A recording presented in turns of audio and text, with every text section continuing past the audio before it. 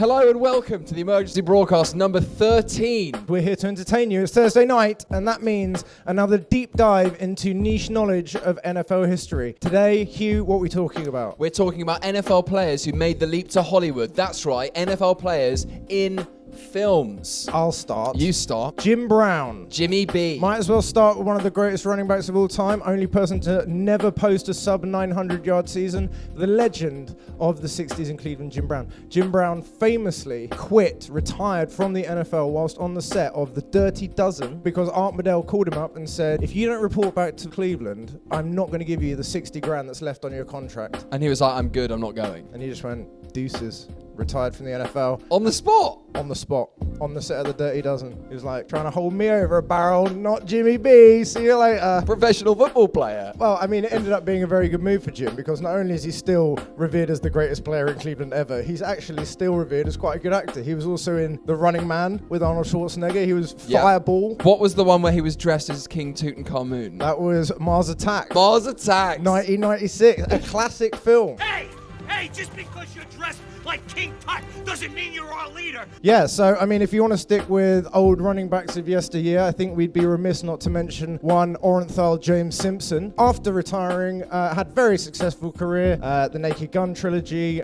He was also in Towering Inferno. Bill, phone it in, just in case the automatic lines to the fire department now. I'll be in 81. He had a starring role on Court TV for a while, didn't he? Now, one of my favourite actors in that whole thing was the Leather Glove. Definitely. Came in late to the drama and really spiced things up. For Best Supporting Actor, the Oscar goes to... The Leather Glove The from Leather the Glove. O.J. Simpson trials. I'd like to thank all the other gloves. I'd like to thank the Gauntlet from Avengers and all other notable gloves that have appeared in movies. Dreadful flying glove. Come here, glove. Did I nail that? Is that what you wanted me to do? Yeah, kind of. We just managed to segue that in there. Just about, but here's another good segue. Like a glove. We're talking Ace Ventura, Danny Dan Boy. Marino. Hi, Dan.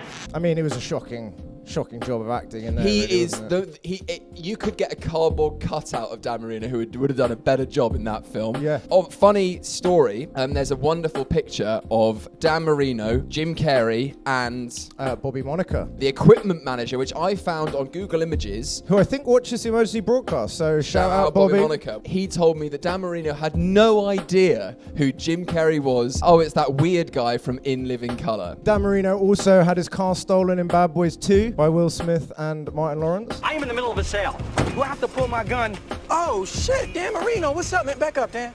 Hey, you're the truth. Whatever you need, officers. Whenever you need a man to commit zero energy and charisma to a role, call up Dan Marino and he'll be in your film. Whatever you need, officers. Unless Brett Favre is available. Brett Favre, there's something about Mary. What the hell is Brett Favre doing here?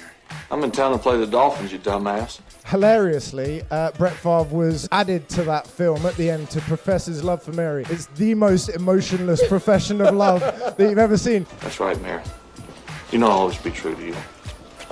Shit, this isn't fair. He wasn't the only one up for that role. Do you know who the other two potential No. people were? Drew Bledsoe Boring as hell. and Steve Young. Boring as hell. But remember, 1 year previously, Favre had just beaten Bledsoe in the Super Bowl. Beat him in the Super Bowl, he beat him in the Pro Bowl Skills Challenge, did. and then he beat him to the punch in There's Something About Mary, and he walks away with Cameron Diaz's hand in marriage. Those are some fantastic segues. We're That really was. segueing it up. I mean, we can segue more. Please, more segues. Little Nicky also featured Carl Weathers Carl Weathers. reprising his role as Chubbs Peterson from Happy Gilmore. You got real talent, kid. Damn alligator took my hand. Yeah, I mean, Carl Weathers, 7 games for the Oakland Raiders, was absolutely randomly awful, didn't do anything, started acting, boom. Rocky. There you go, which was his big break, and apparently got the role because he criticised Sylvester Stallone's acting. But then there's another segue back to Adam Sandler films. The Waterboy. There you go, because in his later television career, Carl Weathers appeared on Arrested Development Oh my God, my husband. You're married to Carl Weathers? with Henry Winkler, who was also in The Waterboy with... Lawrence Taylor. Yes! Oh my goodness. Feel the segue. 6 degrees of Lawrence Taylor. Talk about LT. Talking about LT, go on then. Lawrence Taylor, after an All-American career at the University of North Carolina, and Wikipedia. Taylor was drafted by the Giants as the second overall selection in the 1981 NFL Draft. Didn't really play that well in the NFL. Didn't snap any legs. Yeah, he only won 2 played Super in Bowls and went to the Pro Bowl 10 times. 184 games, 180 started. 2-time Super Bowl champion, 10-time Pro Bowler. But that's not enough for Lawrence Taylor. What does he want? Drugs. And how's he going to get them? Money from films. Taylor pursued a career in acting where, let's be honest, he played himself. How are the headaches? It's fine till you start doing that shit.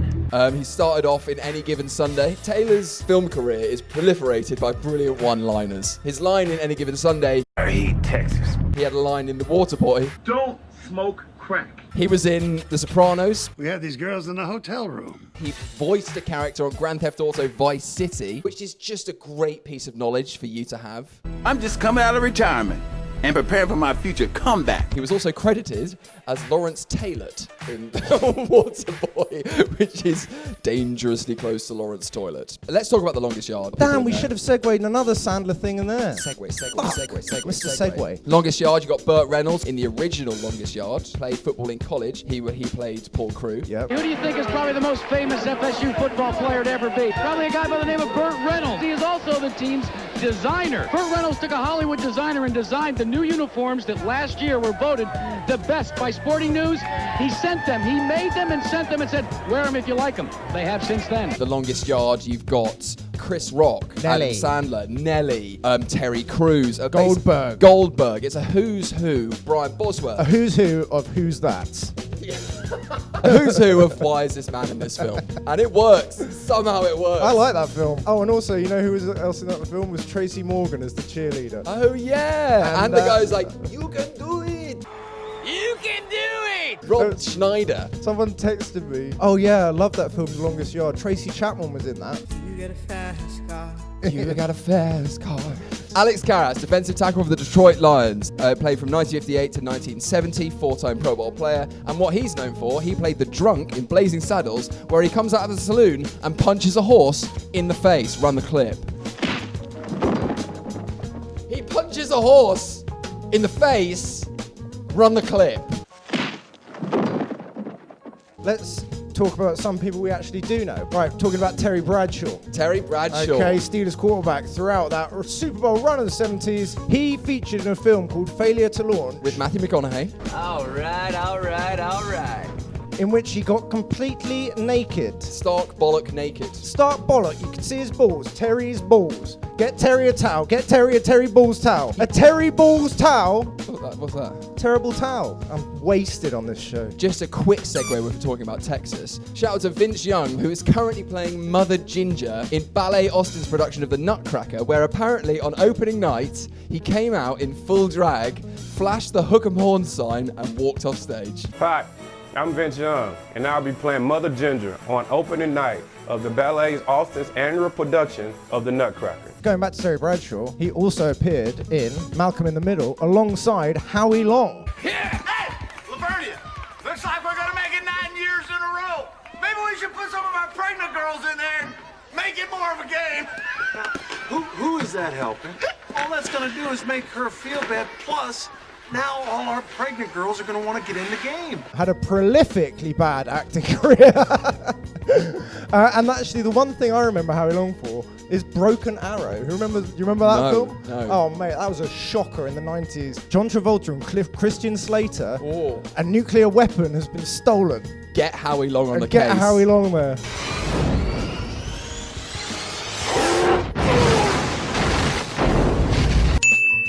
I'm sure you're wondering why, at this point, we have Terrell Owens' jersey up and haven't mentioned him. Terrell Owens, unfortunately, after leaving the NFL, ended up, ironically, owing a lot of money in child support. You'd never believe it. Owing by name. Owings by name. Owings by nature. Here you go. Owing some child support by name. Owens by name. Anyway, he is known to be in Lap Dance. Iconic film. Dysfunctional Friends. This something new? You didn't used to work out. Oh, you know, I'm getting a little older, so I gotta keep my body tight. Every part of it. So what's new with you? What have you been up to? I'm good. Thanks for asking. And my dad's a soccer mum. Sorry? Yeah, those classic. My dad's a soccer mum. And the award for Best Supporting Actor, Terrell Owens Child Supports for My Dad's a Soccer Mum. Oh dear. Well, Terrell, welcome to the big screen, mate. What else have we got? We've got honourable mentions. Obviously, the WCW and the WWEs. You've got Bill Goldberg, who we mentioned before, was on the longest yards. He played for the Atlanta Falcons, then got cut. Played 14 days for the newly born Carolina Panthers, lasted 14 days and was the first player ever to be cut by the Carolina Panthers. Put that in your knowledge hat and smoke it. Dwayne "The Rock" Johnson, not in the NFL, but he played for Miami and then went to the WWE. You got Brock Lesnar. Terry Crews played a long time in the NFL. He was, on the fringes of rosters trying to make a team, and he'd supplement his income. How brilliant is this? By sitting in the locker room doing commissioned drawings for his teammates. Terry Crews would sit there and they'd say, "Oh, can I get a picture of a house, Terry?" And he'd draw a lovely little watercolor of a house, and that's how he'd supplement his income. And then he moved straight to LA after leaving the Rhine Fire. He played in the World League and came back and tried out with the Rams, and he went to Hollywood with no plans to be in anything. He just knew he wanted to work in films, didn't know he was going to be an actor. Then he broke out roles in White Chicks. And I need you. And I miss you. 1,000 Miles. And then because Adam Sandler... Segway! Because Adam Sandler saw him in White Chicks, he rewrote the role in Longest Yard so that Terry Crews could be in it because he found him so funny. Cheeseburger Eddie is born. And now Brooklyn Nine-Nine. Tony Siragusa. Oh, the goose. 25th Hour, where he played a Russian gangster and probably the worst accent I've ever heard. Kostya, please, Kostya. How you doing, bro? I am good. I am better when our friend comes back to us, now. Another special mention before we get to Brian Bosworth, Nnamdi Osamoah, Eagles and Raiders cornerback, who is currently on Broadway. On Broadway, ladies and gentlemen, in a play entitled A Soldier's Play. He made his debut off Broadway in 2019. Following the footsteps of Mr. Vince Young. Finally, I want to talk about Brian Bosworth. Brian Bosworth was a flameout in the NFL, there's no denying it, but he was also the most classic man who's ever existed.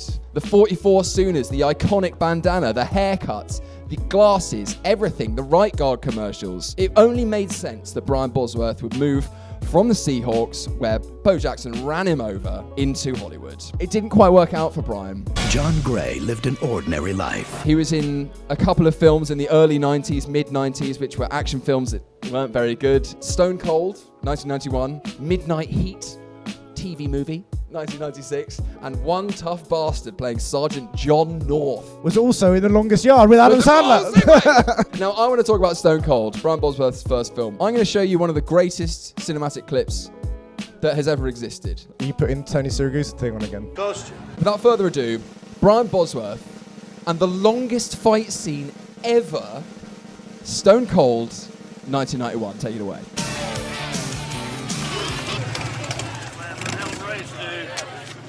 Too damn good. Hey,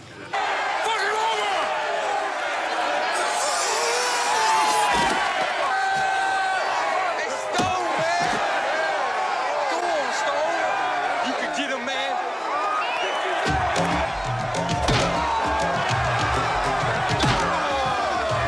Is that all you got?